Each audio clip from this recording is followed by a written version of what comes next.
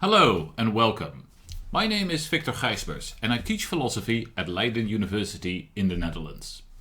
In this video I want to take a look at an article of the American philosopher Robert Brandom.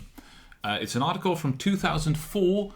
It appeared in SATS, the Nordic Journal of Philosophy, and the article is called Hermeneutic Practice and Theory of Meaning.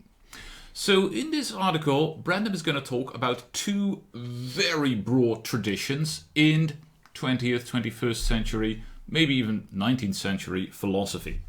On the one hand, there is philosophical hermeneutics, where like the biggest of big names would be Hans-Georg Gadamer. And this is a tradition that we mostly associate with continental philosophy. And it's very strong in German and French-speaking philosophy, although of course there are people contributing it outside of those languages as well.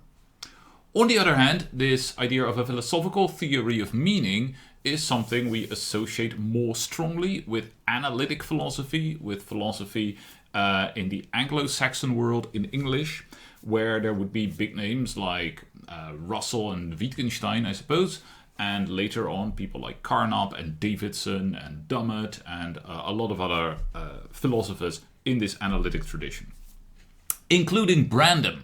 Brandom himself has written extensively on meaning, on semantics. He is well known for defending a so-called inferentialist theory of semantics, where the meaning of sentences, for instance, depends on the role that they play in inferences, in arguments. So Brandom would claim that you understand the meaning of a sentence, or at least one element of its meaning, its conceptual meaning is the phrase he uses here in this article. You understand the conceptual meaning of a sentence if you know how it can be used as a premise in arguments, how it can be used as a conclusion in arguments. So if you know what follows from it and what it follows from. So that's important background to understanding what Brandom is doing here. And so in this article, he's going to distinguish between, on the one hand, this philosophical hermeneutics, and on the other hand, this philosophical theory of meaning, these two traditions. And he is going to try to convince us that they have something to say to each other. And at the very end of the article, he will tell us that he has been trying to sort of start up a dialogue between these two traditions. So, in characterizing the philosophical theory of meaning, Brandom says, it kind of comes from the feeling that understanding is surprisingly easy. So if we hear somebody say a sentence in a language that we know, we usually understand what the sentence means, even if we have never heard it before. Right? That just happened to you. I said a sentence which you probably never heard before, and you understood it, right? You knew what I meant. How is that possible? Well, a philosophical theory of meaning is basically going to use the idea of compositionality. So sentences consist of parts, and those parts can be combined in like different ways, and we can indicate what kinds of combinations are possible, and we can build up a theory that tells us how the meaning of the whole sentence is going to depend on the way that these parts are composed together to form that sentence. And so we have a kind of bottom-up theory, right? I mean, you start out from phrases or words or whatever, and you build up sentences. That's sort of a bottom-up theory of meaning, where the kind of thing that we're trying to interpret tends to be a sentence, or maybe one of these subsentential parts, like a word or a phrase or something like that. On the other hand, the traditional philosophical hermeneutics starts from the feeling that understanding is surprisingly hard, right? If we have a text, even if we sort of know all the words, even if we understand the way that sort of they form sentences, it might be really hard to get a good grasp of what the author really means. And anyone who has been reading philosophy or who has been reading the history of philosophy knows this feeling that you think, yeah, but what does Kant mean when he say this? Or what does Descartes mean when he says this? And that's not only true with sort of ultra difficult writers who maybe make sentences that you can't make sense of. It also happens in texts that seem relatively easy. Right? You read a dialogue by Plato. I mean, some of them are hard, but some of them are sort of fairly approachable. but do you really know what he means? Like, unless you have really delved into the intellectual climate of Athens in Plato's time, and you know about his philosophical precursors, and you know about all the cultural ideas that are going on there, and so on and so forth. Do you really know what he means? Well, that's where philosophical hermeneutics sort of gets going. It says, oh, look, meaning is very hard because it's holistic, right? I mean, a text only means something in a bigger context. And so, in order to understand a text, we need to get a grasp of this context. So we get a kind of top-down view of meaning, right? You need to understand the whole before you can move down towards smaller elements of it. And the usual thing that we are trying to interpret or understand in philosophical hermeneutics would not be a single sentence, but more something like a text, an oeuvre, or even a tradition. Okay, so two different ways of approaching meaning in philosophy that start from two different observations. But Brandom thinks that they have something to teach to each other. And he makes a couple of claims about what they have to teach each other. But I think it's fair to say that what the basic model that he's using is that they have to be adequate to each other, right? They have to inform each other in the sense that, whatever hermeneuticists are saying about meaning must fit with whatever this philosophical theory of meaning says about meaning.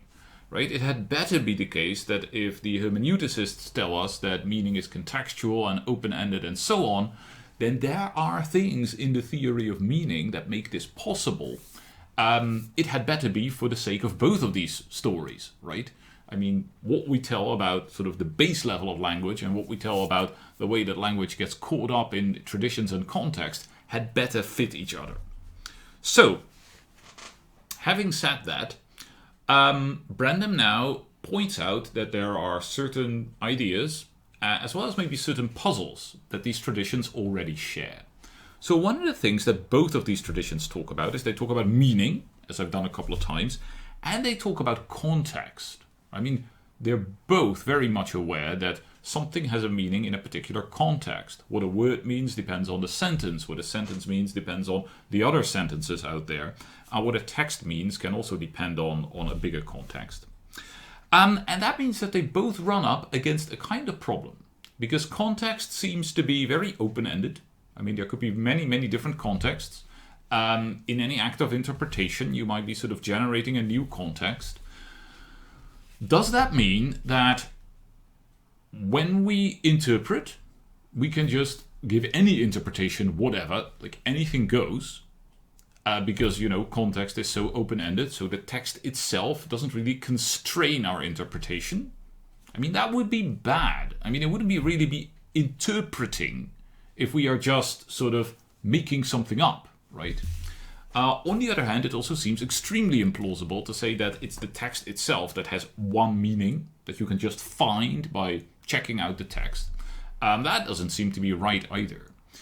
And so what we need is a story about constraint, a story about how the text constrains meaning, constrains interpretation, in such a way that, there's really constraint, so it's not anything goes, but the constraint is open to all these different contexts that we can find ourselves in. And so a question, says Brandom, that a lot of people have asked, or that you are sort of naturally driven to when you think about interpretation, is the question about whether meaning is found, right? I read the text, I find a meaning, or whether it's made, right? By maybe generating a particular context, I make the meaning of the text. And both the hermeneuticists and the sort of analytic theory of meaning people have been trying to find a kind of middle way maybe there, or maybe transcend that dichotomy, because it seems wrong to say that meaning is just found. It also seems wrong to say that meaning is just made, right? So that's a puzzle. I mean, how are we to deal with this finding-making dichotomy?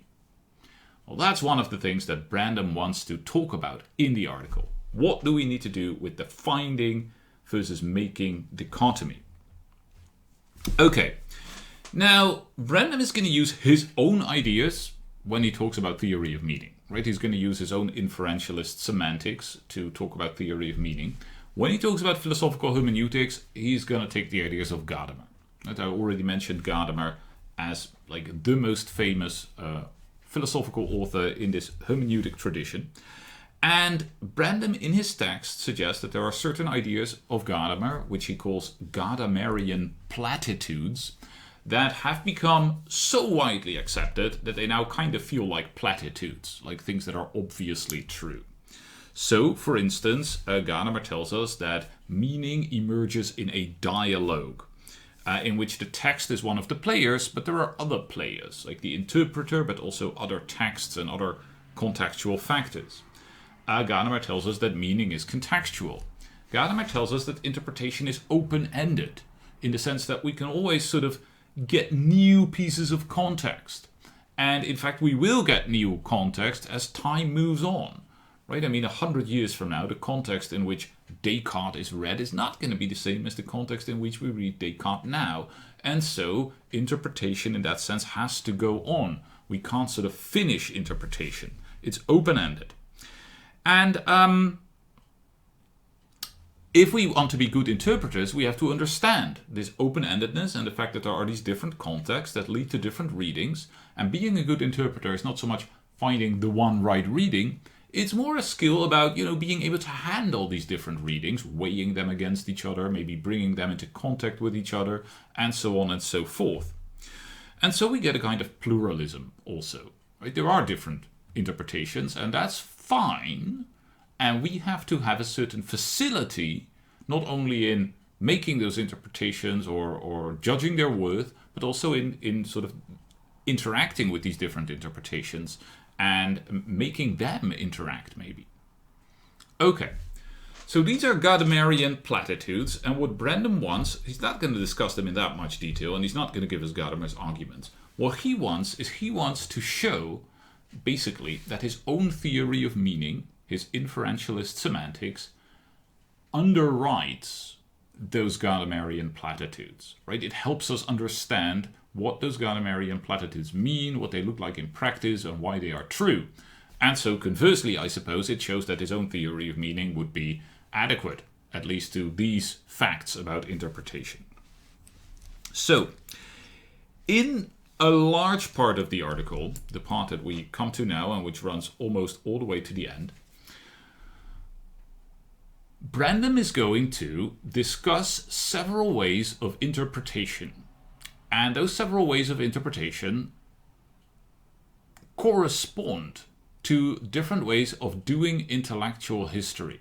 They correspond, for instance, to different ways of doing the history of philosophy. And Brandom talks about them one by one at length. I think it's nice to sort of first present the three ways of interpretation that Brandom is going to talk about. So here's one way of interpretation. And this is what Brandom calls de dicto. So de dicto means as it's said, right? I mean, so what I can do is I can look at a particular text, and as the context for interpreting claims, and again, for Brandom, interpreting claims means finding out what they follow from and what follows from them. Now, if I want to know what follows from a claim, I need more. I need context, right? If somebody just gives me a claim, so let's say that somebody gives me the claim that God is perfect, right? I open up Descartes' Meditations. God is perfect. I don't know whether that exact sentence is in there, but let's say it is. God is perfect. What follows from that? Well, not a lot, unless you tell me more about God and about perfection. Right? I mean, I can't really work with the claim God is perfect and see why you would believe it or what follows from it unless I'm given more context. Now, one kind of context that I could choose would be Descartes' own beliefs. And so what I'm going to do then is I'm going to take Descartes' texts, which are my evidence for his beliefs, and I'm going to take those claims there as, the right claims, as forming the inferential context. So I'm taking the text at its word. When Descartes says God is perfect, I accept, for the moment in my interpretation, God is perfect. When Descartes says perfection implies goodness, I'm going to accept, for the purposes of interpretation, perfection implies goodness. Aha! I think, so God is good, right? I mean, that follows from those two claims, and so I know that Descartes is committed to that. And of course, I might get into trouble if Descartes somewhere denies it. He doesn't, but I mean, suppose he denies it, then I have to work on my interpretation. But basically, the idea is I'm going to try to get into Descartes' shoes. I'm just going to accept the things he says in the way that he means them, put them in the context of his beliefs, and then see what kind of consequences follow it and why you would believe it, and so on and so forth. So, this is what Brandom calls de dicto interpretation. The second thing I could do is I could say, no, I'm sort of not really interested in what Descartes thinks follows from this claim. I'm interested in what really follows from it, right? I want to know the truth. And in order to know the truth, well, whatever Descartes is telling me, I'm going to have to connect it to my own beliefs, right? I have to connect it to my own beliefs. And maybe it's hard, or maybe it's easy. And so with God is perfect, it might be a little bit hard, because, I'm not so sure I sort of believe in God in the sense that Descartes believes in God. So if he's telling me that God is perfect, what am I going to do with that? How am I going to connect that to sort of my own beliefs? Well, one thing I could say is I could say, oh, look, suppose that I'm sort of just denying the existence of God myself. Then I could say something like, hey, Descartes says of a non-existing entity that he is perfect. And of course, Descartes doesn't write, there is a non-existent entity who is perfect, right? De dicto, like when I look at the words, it's not there, right? Descartes doesn't claim there is a non-existent entity who is perfect. But de re, talking about the things, right? If I believe that God doesn't exist, well, that's precisely what Descartes says, right? He precisely says of a non-existent entity that he is perfect. And so that's how I have to interpret Descartes. I'm seeing this as somebody who is making this claim about an entity that doesn't exist, right? And so maybe my conclusion would be, well, nothing follows, right? Nothing follows because you can, attribute all kinds of properties to an entity that doesn't exist or of whom we don't know whether he exists, but not a lot is going to follow from that because it doesn't exist, right? It's just a thought experiment. There's no sort of real substantial truth to it. So I will have a completely different kind of attitude towards it. And to see this maybe in a slightly more positive example, suppose that I'm reading the journals of Columbus. I'm not sure whether Columbus wrote any journals, but I'm reading a text about what Columbus said that he had found in, well, where? I think in America. Columbus thought in Asia, right? So suppose that Columbus writes down, in Asia I saw a lot of green-collared birds. Well, if I am doing de dicto interpretation, I think, okay, Columbus believes that there are green-collared birds in Asia. If I'm doing de re interpretation, I think, he wasn't in Asia, right? He was wrong about that. He was in America. So what I believe is that Columbus saw or believed of America that there were a lot of green-collared birds. Like, it's of America. I mean, that's the country that he's talking about, that he believed that there were green-collared birds there. And maybe that allows me to believe that there were green-collared birds in America. And of course, it will not allow me to believe that there are green-collared birds in Asia. So now you can see that this one sentence, in Asia I saw many green-collared birds, has different consequences in these different contexts. In a de dicto setting, it has the consequence that, well, there are green-collared birds in Asia, and so there are birds in Asia, and there are green things in Asia, and so on. I can draw those conclusions. In a de re context, where my beliefs are the context, I'm going to conclude that there are green birds in America, and so there are birds in America, and there are green things in America, and so on. Now, de re intellectual history is also a discipline. So I can approach Descartes with the question, what did Descartes believe? I can read him with the aim of finding out more about what Descartes believed. I can also read Descartes with the aim of finding the truth, right? And these are going to be very different enterprises. If I want to know what Descartes believed, I have to maybe read a lot of Descartes, not just the Meditations, but as much as I can, and learn as much as I can about his cultural context. And, really delve into his time and education and so on. And then I can give you a good sort of internal picture of Descartes' thinking.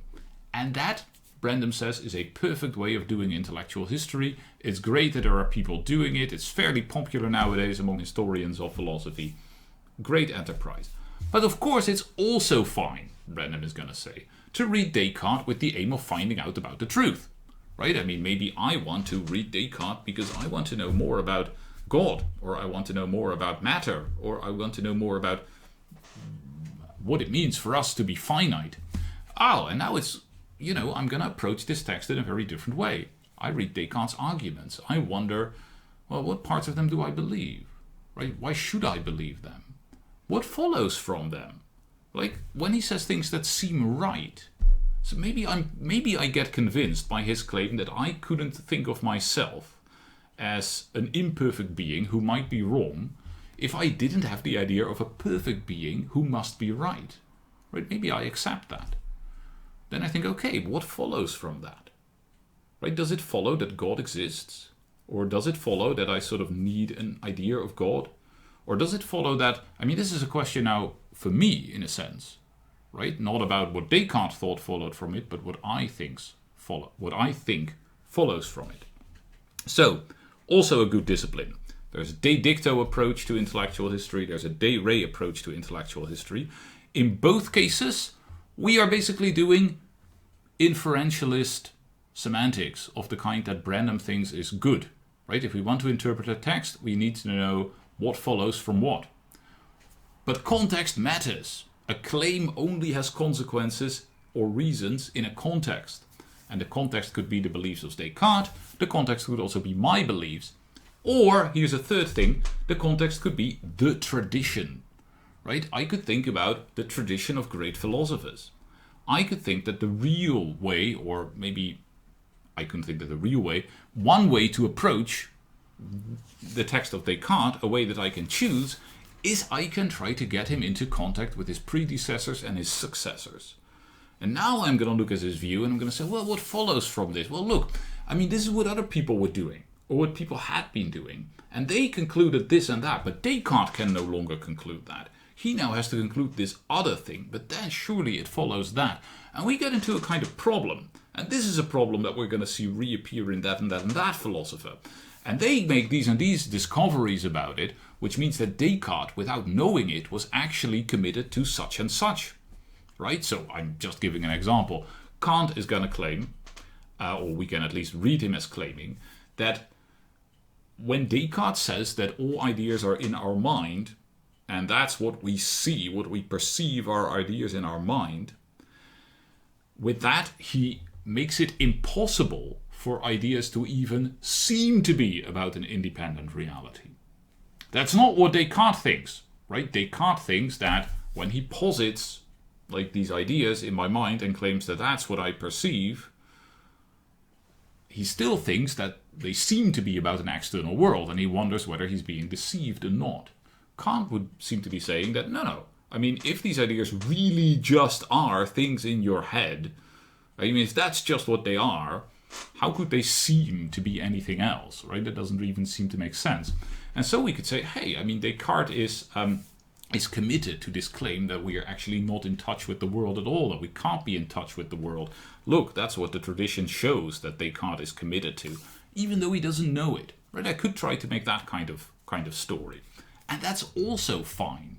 Right? It's also good to write a philosophical story where we see people's commitments through the lens of later philosophers. And we try to sort of turn philosophy from a series of episodes, as Aristotle would say, a series of episodes like a bad tragedy, where there's no logical connection between them. From a series of episodes, we try to turn it into a coherent story. And that's also good, right? That's also a good way of interpretation. And again, it can work in this inferentialist way, but it's a different kind of context that we're putting Descartes in now. It's not Descartes himself, it's not me, it's the tradition that he's part of. And that's going to lead us to a different interpretation.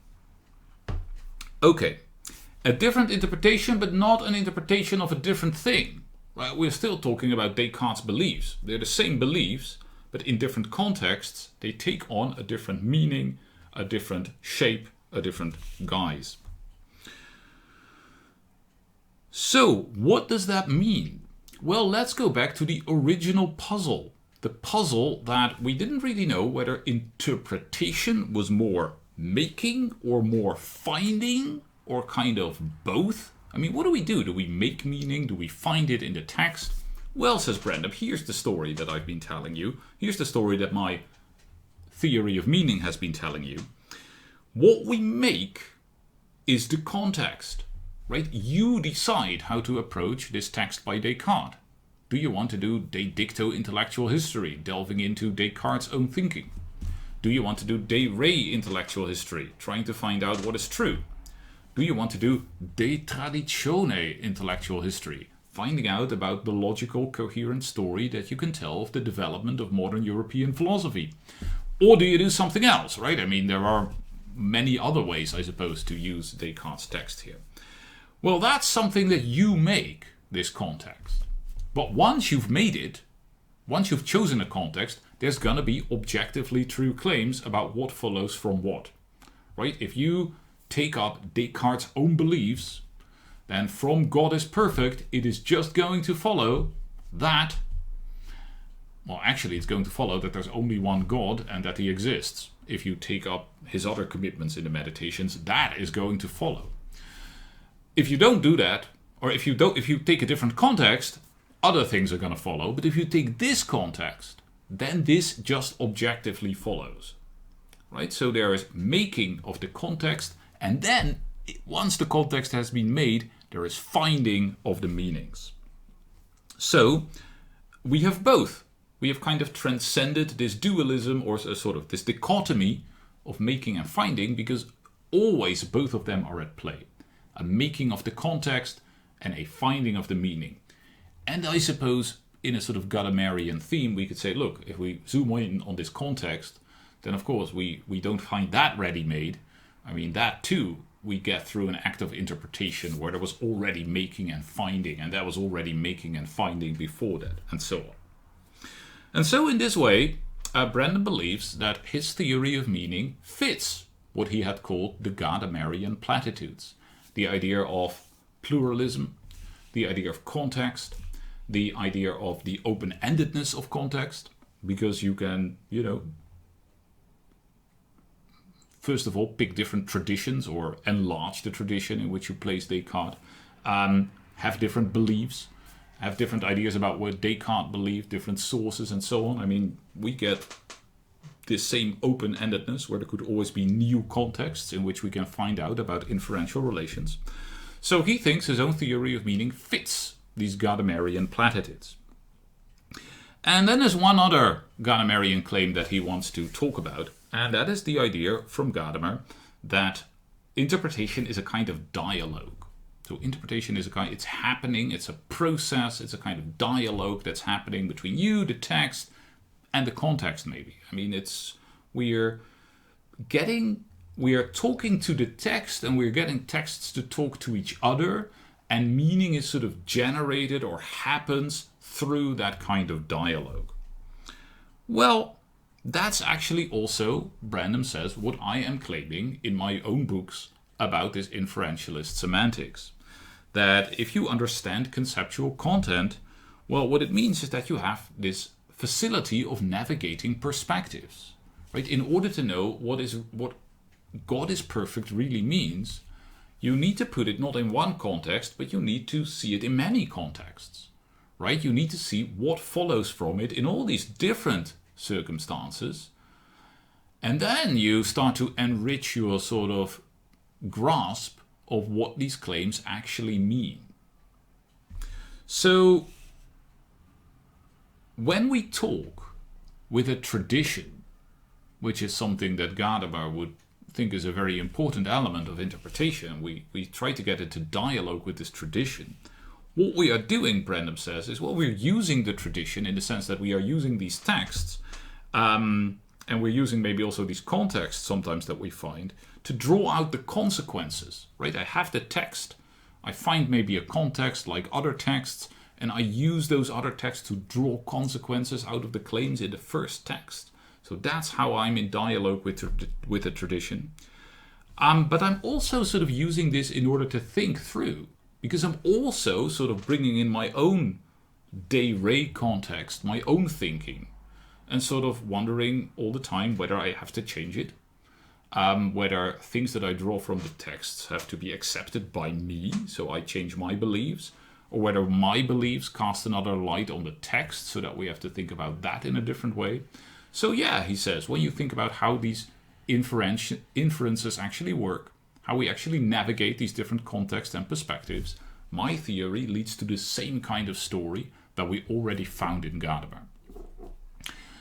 And so, I mean, and this is a really broad brush picture that he's painting, right? I mean, he's not giving us any sort of detailed Gadamer quotes or talking about this philosophical hermeneutics in sort of like in a very detailed way where we could see different interpretations of it or different claims that hermeneuticists are making and then using his own theory to tell us what is right and what is wrong.